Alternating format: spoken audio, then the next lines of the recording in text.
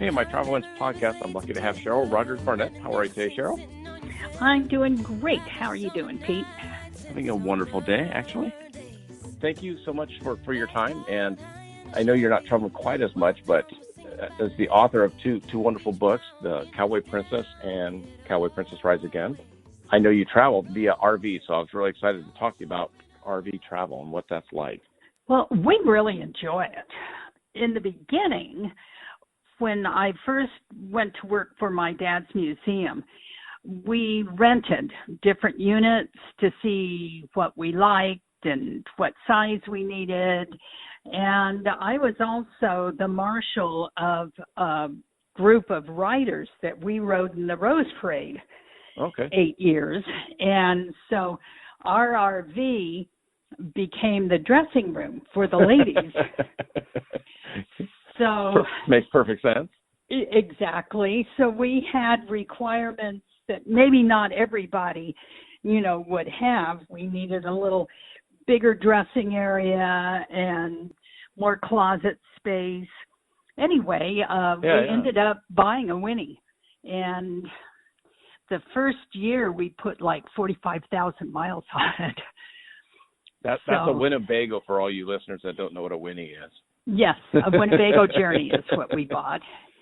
And it worked great. But boy, we, hit the RV show down at the LA Fairgrounds and went in and out of units. But it's been a great one. We still have it, and it's still in super condition, thanks to Larry. He really takes care of it. That's his baby. Yeah, I hear you. What are the negatives of traveling? I mean, for me, I travel in my car up and down the state, and then I stay in hotels. And I'm actually on the fence with my wife about should we get a smaller mobile unit to sleep in. But what are the negatives? I love hotels. Larry worked. Yeah, I mean, he did a lot of work for companies that made stuff that went into helicopters and airplanes and stuff like that. And so while he was working in that field, and then later he was a marketing manager, housewares.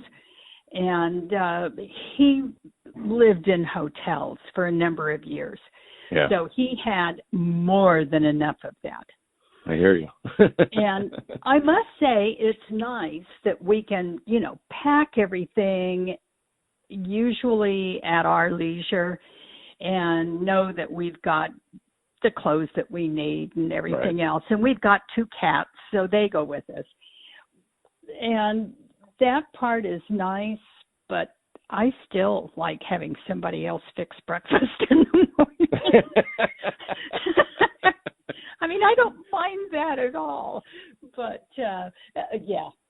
And to me, that's the one drawback. Also, Larry doesn't like to tow. So we have to, if we're working somewhere, we usually have to rent a car. And that can get expensive. Yeah. I'm with Larry. I used to tow a vehicle too, and I hated it. Just the backing up, the parking, everything. Just extra stress for not a lot of reason. Yes. And I know that he would more than agree with you. We're in the same boat. You and I, we have a somewhat similar background. Both of our dads were born in Ohio and then relocated to California. So yeah, I thought that was very interesting that Roy was actually born in Cincinnati, Ohio. My dad was born in Cleveland, more north, but yeah. Well, Dad was born in Cincinnati, and we figure the closest we can come to, he was in an upstairs apartment over a shop that many years later, when all of that part of town got torn down, it would be second base at Riverfront Stadium. Oh, wow. So at one point, the guys that were on that incredible team, Pete Rose and Johnny Bench and all Davey of them. Lopes, yeah. Yeah, they signed a second base for Dad and gave it to him, and that was one of the prized possessions in the museum. He was so proud of that. That is so cool. Where my dad grew up in Cleveland, my aunt wouldn't take me to. So the neighborhood's gotten a little rougher for her. Oh, I'm sure. Sure. Well, and Dad he grew up in Duck Run and Portsmouth, Ohio. He didn't grow up in Cincinnati. They started, his dad and his uncle built or adapted a houseboat, and they floated down the river and ended up docking in Portsmouth. And then Gramps got a small piece of land in Duck Run, and he built a house there that's still there, and it's got a plaque out in the front now that says, childhood home of Roy Rogers. I found interesting because it's just a pinpoint on a map. Duck Run is still itty bitty teeny, and as small as it was, Dad said there were like 45 people, so I don't know how many families that would be. But Branch Rickey grew up right down the street from Dad. That's a small world. Yes. Yeah. And you're a Valley girl. I grew up in the Valley. I was born in Dallas. I'm Dad's oldest, but he and his first wife, Arlene, adopted me. Yeah. And he found me in Texas. He was there on a promo thing for the theaters that showed his movies. And I've had it confirmed while I've been in Texas on trips, but he was at a luncheon, and a couple of the men at his table, Dad was talking about they wanted to adopt because Mommy had another miscarriage. Okay. And two of the men at his table said, well, we're on the board of Hope's Cottage, and if you're serious, we will take you there tomorrow. We will sign you up. Yes. How much traveling have you, how much traveling do you think you've done over the years, going to the Western events and all the different things, and then obviously, the book tours and all that? Oh my gosh, I don't know. As a kid, I was the oldest Rogers, so as a kid, I traveled with Mom and Dad's son, and I went to a couple of rodeos and even up to Canada, which my siblings didn't do. But then as a family, we flew to Hawaii and did a show there, and we flew to Des Moines and to Cincinnati and did state fairs and stuff. And we were all over when I was a kid. And then with Larry and I, we've got 127,000 miles on the RV. Wow. Well, my Jeep my Jeep's at 148,000. So. Wow. And that's almost all California. We're West Coast driving. Utah, Nevada, Arizona. Yeah. But California is so big. Yeah, it's so long. It isn't real wide, but it is really long. Yeah. So it's easy to put that kind of mileage on. Yeah. You got to run around. When you had the museum in Apple Valley or Victorville, I don't know. In Victorville. Yeah. How long did you work there? And then were you taking some of the memorabilia out to different shows and rodeos, or was it just everything self-contained at the museum there? Well, everything was pretty much self-contained at the museum. That was Dad's dream forever, and he started out with a bowling alley size museum there in Apple Valley, right across the street from Apple Valley Inn. And it was a bowling alley that went out of business, and Dad acquired it and turned it into the first museum. And then later, when they were putting I-15 through California, there were some gentlemen who said, we will build you a museum if you want to move over onto this new freeway. And so that's what Dad did in bigger quarters. and it was just full of his stuff.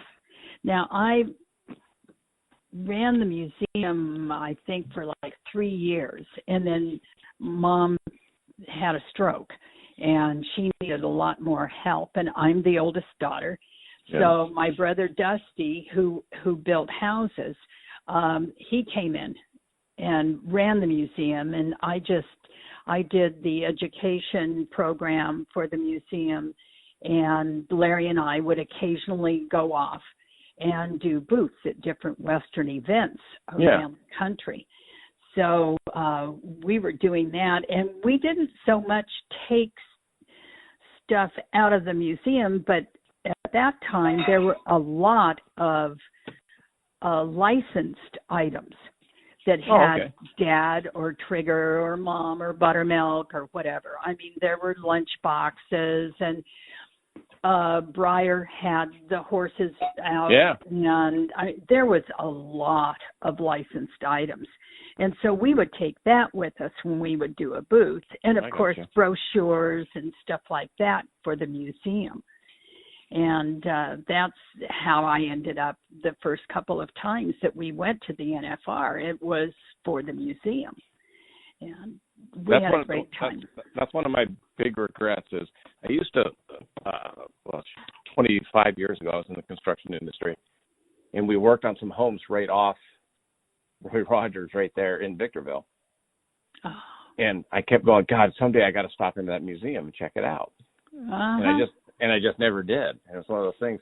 So now, because of that, I go into as many museums as I can now. So, like when I went to Louisville, I went to the Louisville Bat Company Museum, and I went to the Muhammad Ali Museum. So whenever I go to different cities now, I always try to make the effort. And it's because I missed your dad's museum there. Yeah. Well, I mean, I hear that all the time in our travels. Oh, golly, I drove by that every time I was going to or from Las Vegas. But gamblers are not people. I mean, not normal people. Exactly. They are strictly goal-oriented. And then on the way back, they're so tired that they're not going to stop anywhere for anything. Or upset that they're broke. That too. But I used to work right off the Roy Rogers right there. Oh, so it was a brown cinder block building. Yeah, well, and Dad was, of course, still with us at that time. Yeah. It's hard for me to realize that he's been gone for over 20 years. I mean, that's just impossible for me. But yeah. No, I can only appreciate. My dad passed away 2 months ago. Oh, so I'm so sorry. Yeah. It's still there. Oh yeah. But yeah, it's the same thing. It's just I don't think it'll ever get better. You know, whether it's 2 months, 10 years, 20 years. Yeah. Yeah, I know your dad left a huge impression on a whole bunch of people. Yeah. Well, he really was an influence for the good for, I don't know, 6, 7 generations of kids. I mean, incredible. And now, thanks to all of these new channels with the air channels and RFD's extra channel and Ride TV and all, Dad's half-hour shows are on every day, almost any hour that you want to turn on a TV. You can find one of his half-hour shows on MeTV or FETV, or I mean, it's just all over the place. So I'm delighted because new generations of kids can see that.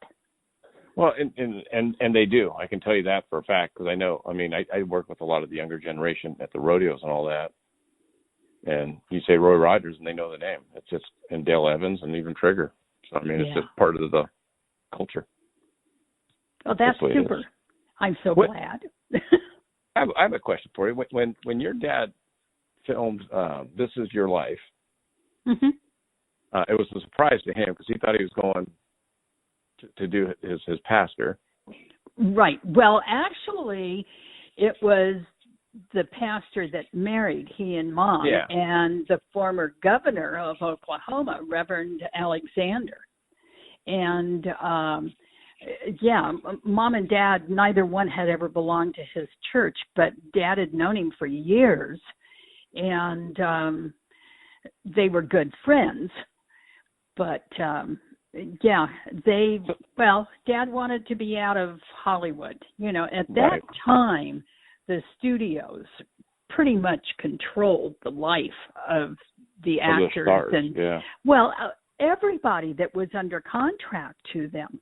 I mean, the standard contract for any performer or director, producer, whatever, with the studios had a morals contract or morals clause in it, where they could fire you at any time if you did not live up to what they thought whatever you their should be standards doing were. and all. Exactly.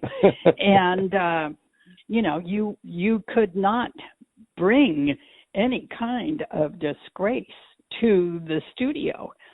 And I mean, that doesn't happen anymore.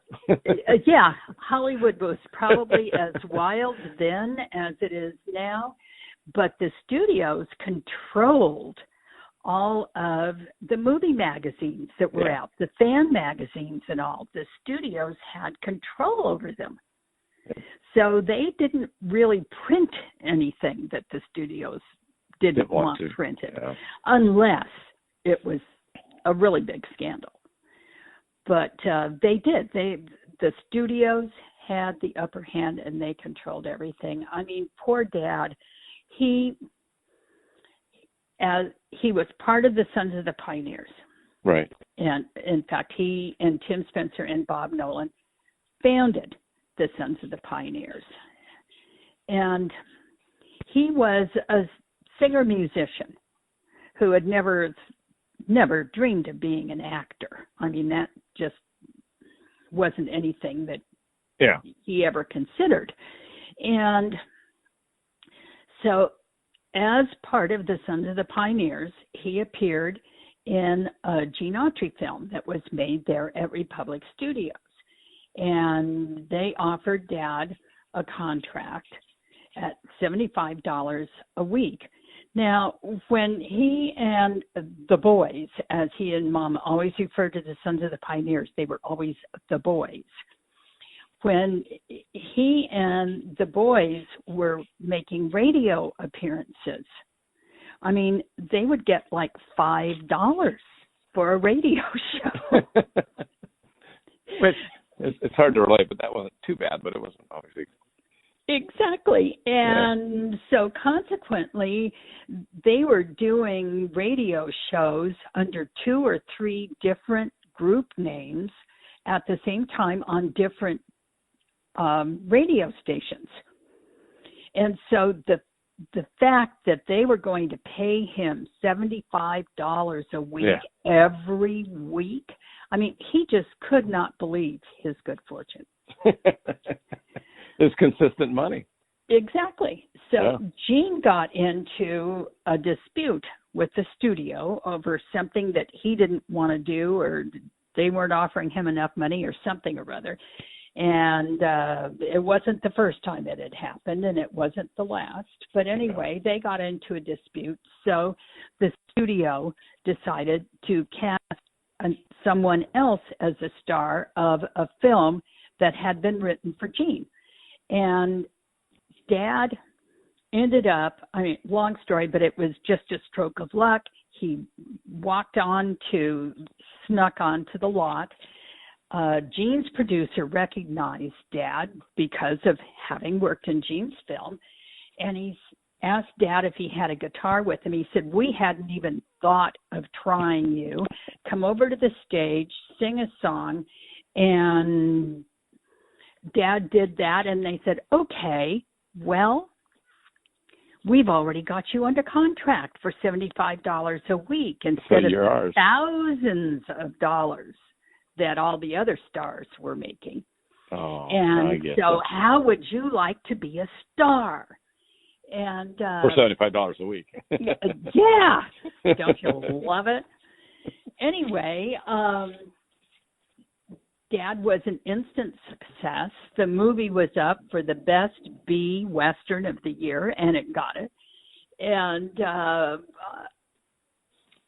that's how his career started. But even at $75 a week, they docked him for the holidays, even though none of them were working. They still, since he wasn't working, they docked his pay. And then they docked his pay. There were supposed to be regular increases, and they couldn't do that, they said, because they were going to have to spend money on a publicity campaign so that people would know who he was. Anyway, I mean, that was Hollywood at that time.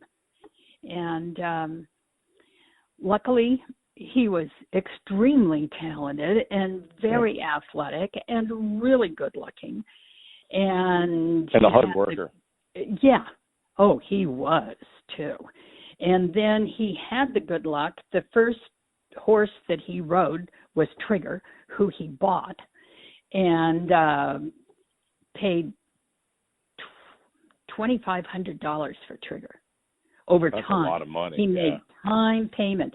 At that time, that was unheard of. I mean, you didn't pay that for a racehorse.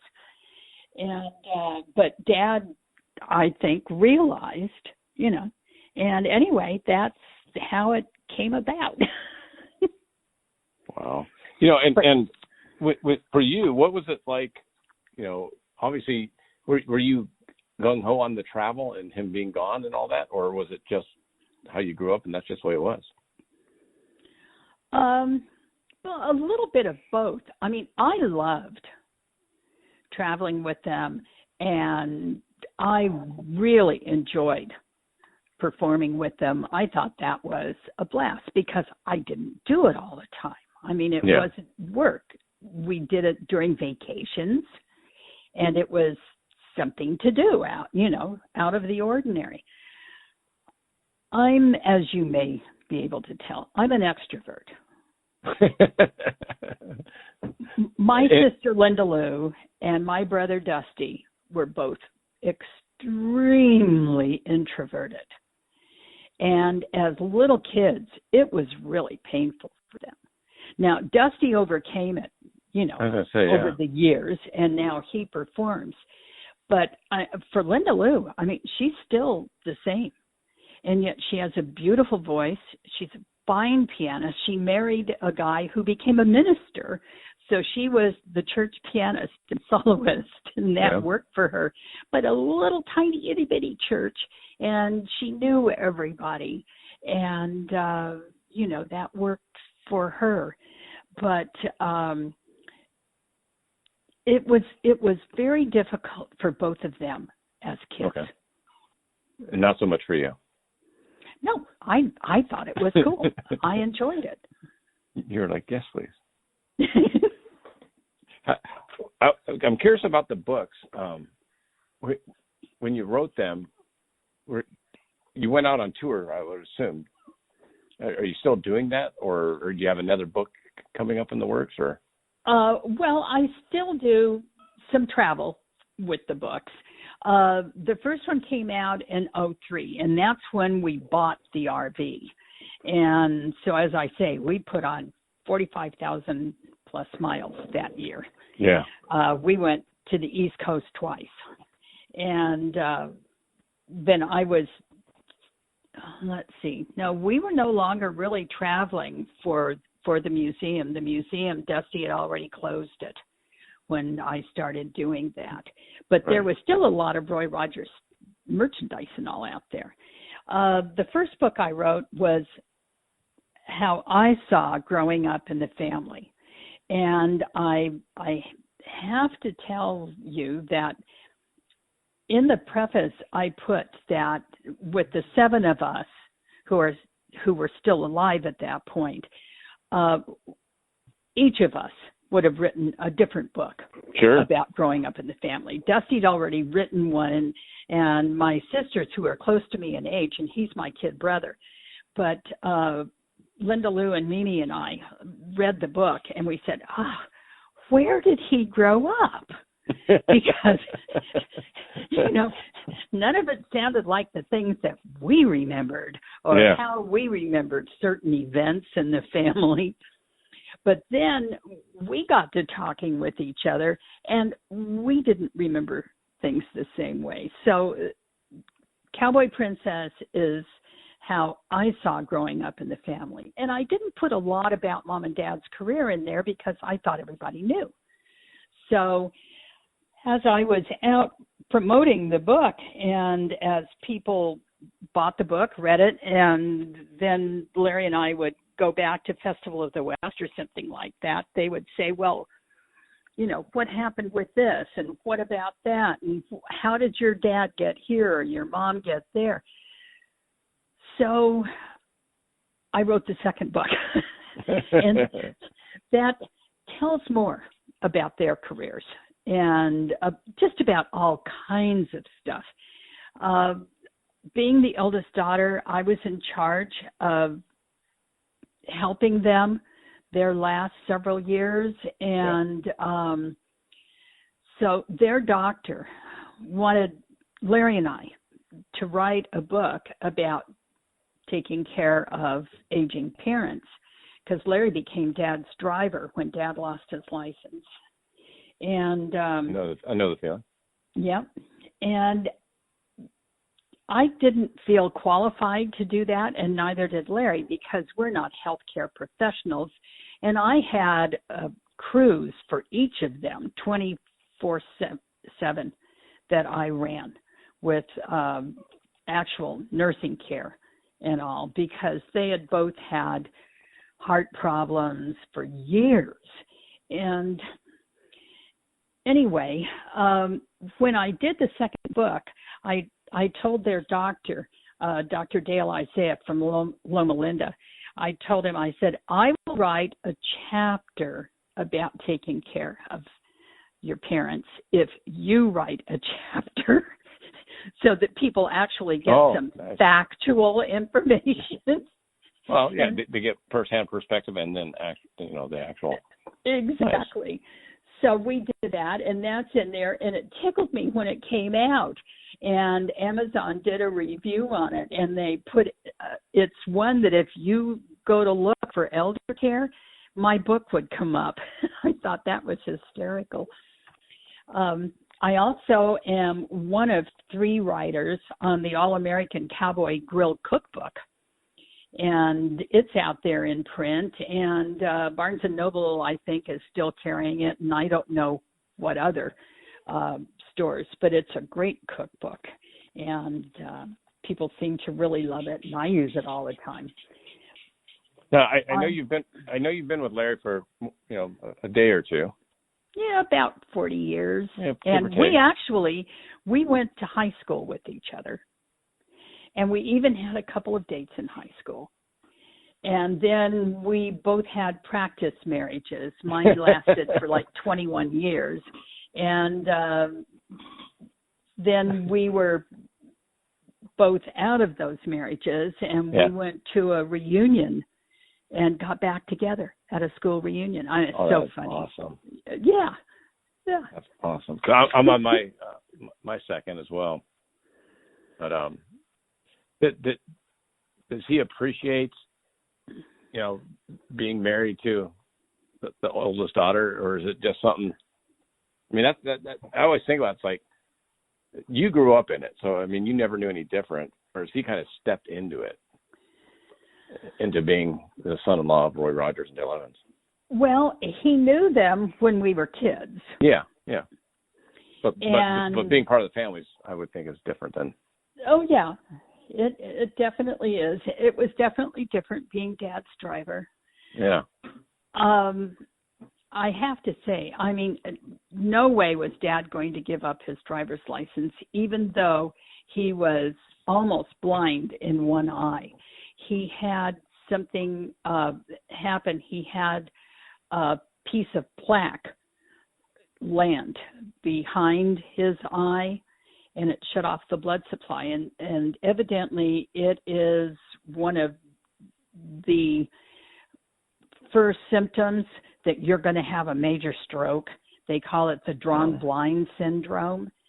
And with another friend of ours that Larry and I had both known through different avenues, Larry through college and me through his wife, his dad had the same thing within like a week of Dad's. And Larry got Dad to go to the doctor, and Bill and his wife couldn't convince his dad to go. And Dad's eye doctor immediately sent him to the heart people at UCLA.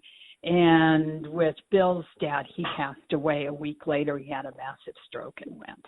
Didn't make it. So Dad still kept driving after that happened, and he was a menace on the road. When I got up to the museum, I called the DMV, and I told him, because he had been in there, and they'd given him his license, renewed it. Well, it's Roy Rogers. Hell yeah, he did. Exactly. And I knew he couldn't see.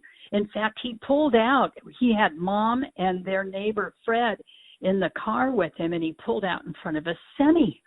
And thank God it was a professional driver who was able to squeak by and missed him. But Fred was white as a sheet for a week, and Mom, she about had a stroke. Yeah. And anyway, I called the DMV, and I said, I realize who he is, and I know you don't want to upset him, but if you do not get him back in there and retest him and flunk him, if he gets into an accident, I'm going to tell the world that you are the reason.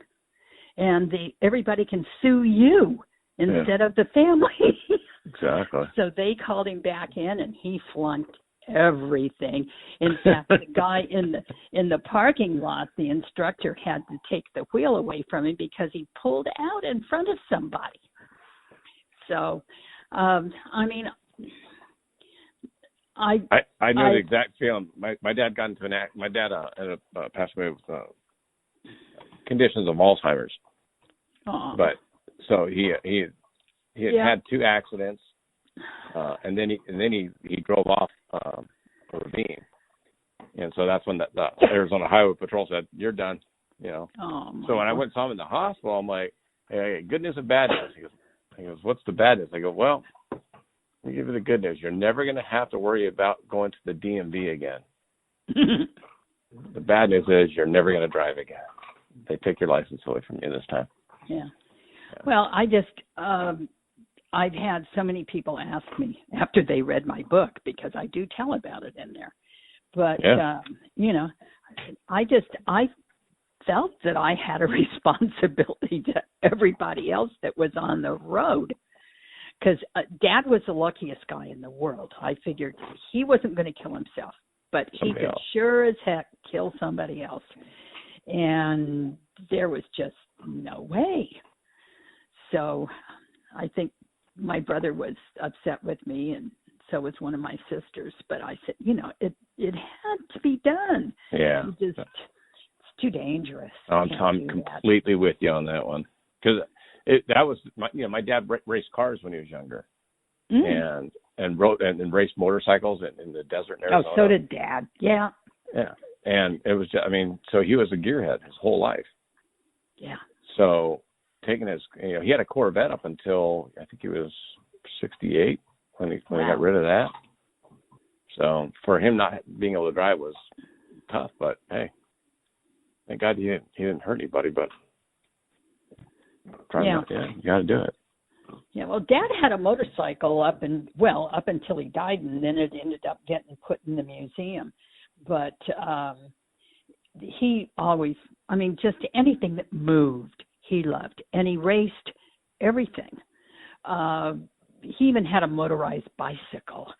This was really early on when they were just experimenting with those.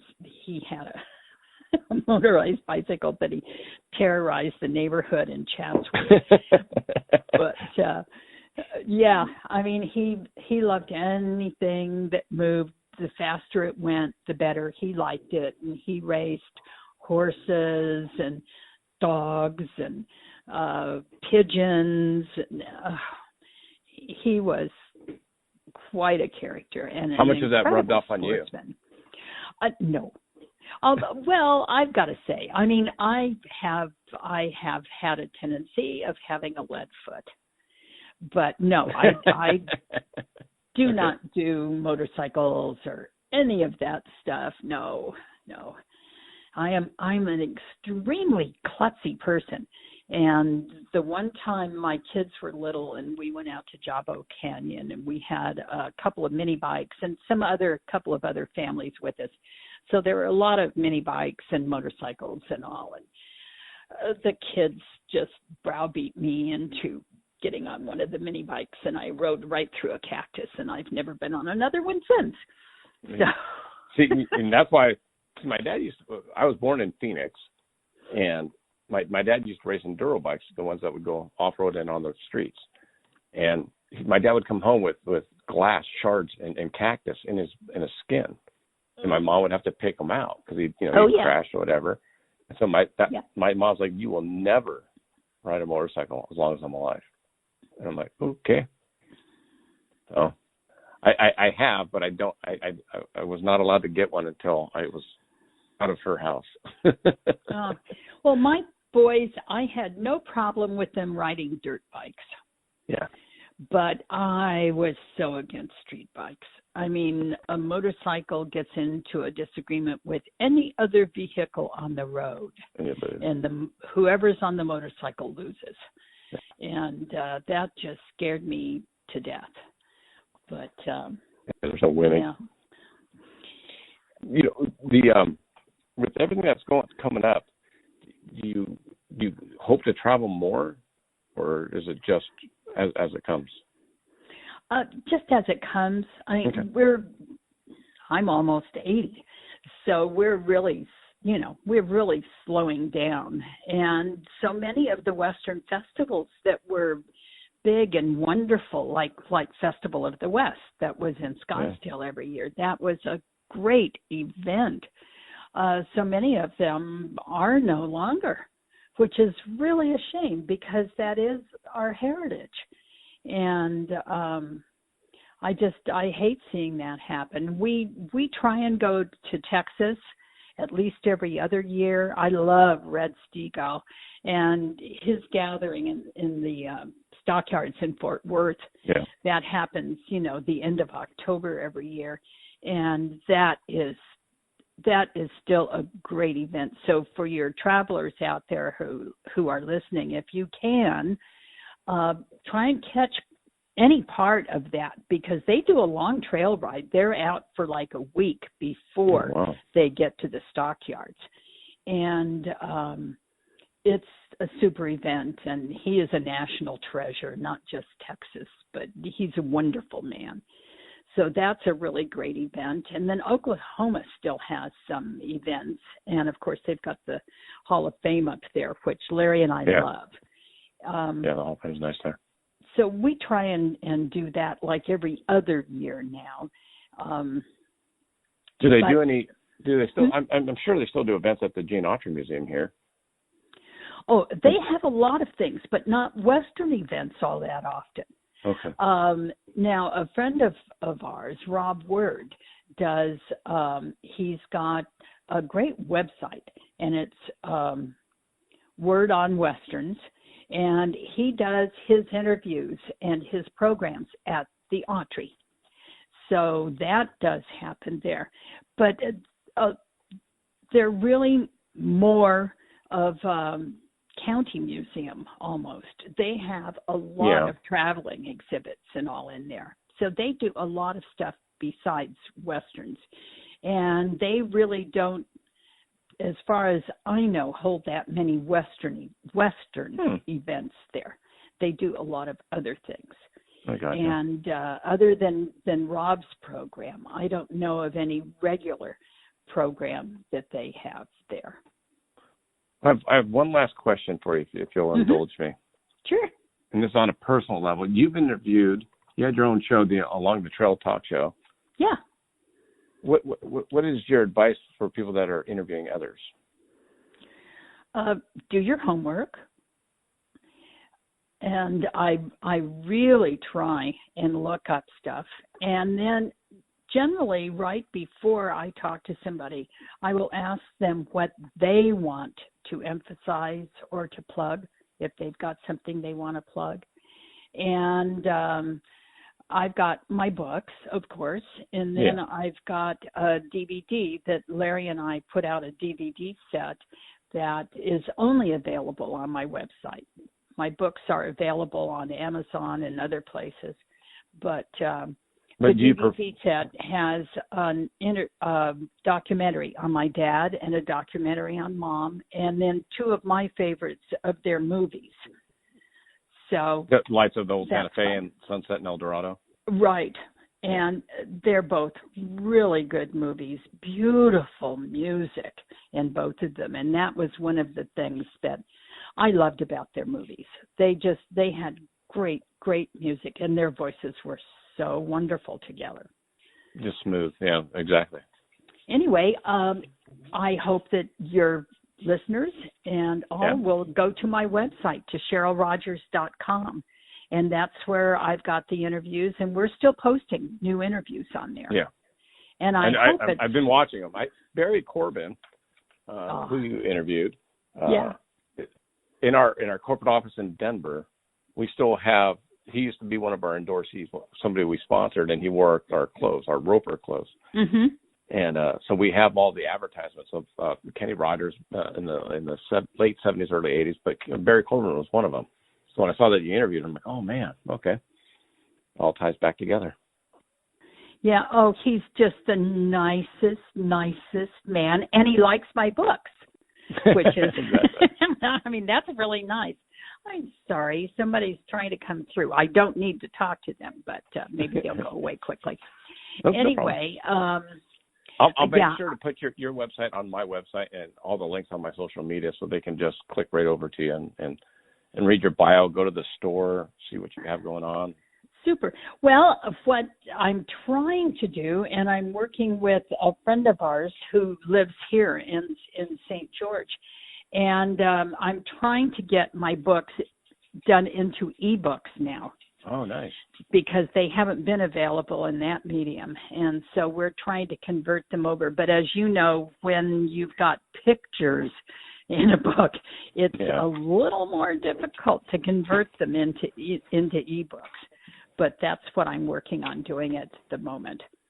Well, that's excellent, because the one thing I've learned, I was not a media person at all. I was a sales rep and just doing my thing, and then I had a friend that said you should start your own podcast. So I had to learn everything I'm doing here.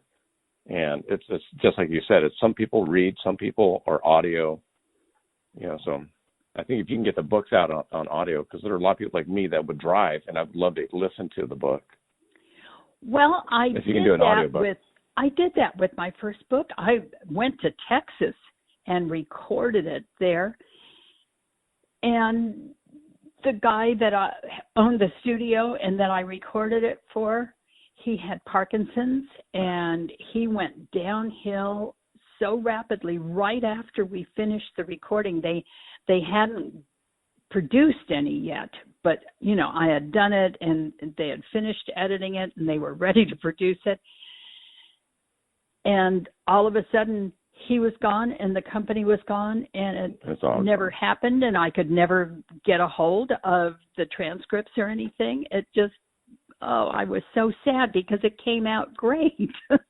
I know. But, I mean, it just, But, yes, I know audiobooks are really good, but it's just a matter of finding a company that wants to do it.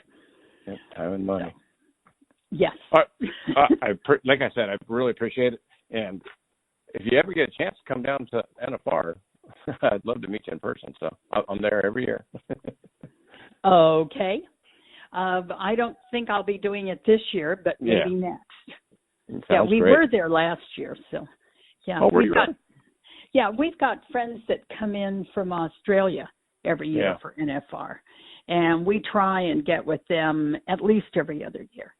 So this isn't a good year. I had hand surgery, and I'm still recovering from it. Yep. I've had it in a cast and now in a splint. So I'm just not doing a lot at the moment. But after this is over, hopefully we'll be able to do that again next year. Yeah, that'd be great. Again, thank you so much for your time, Cheryl. I truly appreciate it. Oh, my pleasure. Thank you very much. Thank you. And have a great holidays. Okay. Happy trails. Bye-bye. Hey, thanks, Cheryl.